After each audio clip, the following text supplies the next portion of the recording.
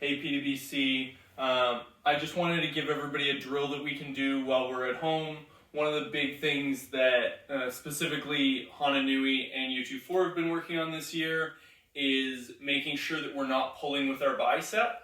And the way that we need to manage that is realize that the pressure is coming from two different places.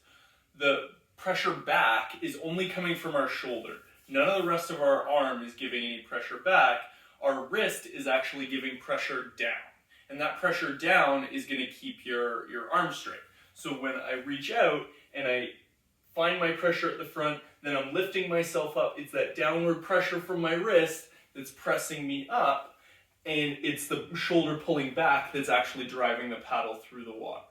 So the way that we're going to work on this is we're going to separate the two movements. Okay? The first movement that we're going to do is, and we're just going to be using bands for this. First movement that we're going to do is arms straight out in front of us. The band should be attached a little bit higher than shoulder height. And we're just going to think about rotating our whole body and dragging our scapula back. Okay? This is your whole movement. Notice that the movement starts in my hips, and my whole trunk, including my shoulder, is all staying together at the same time. Okay? Also notice that I'm not pulling through my arm at all. All the pressure is coming from my shoulder. Okay? Now, the second movement that I'm going to do, I'm not going to rotate at all, and I'm going to press down from my wrist. Okay? The way to do this as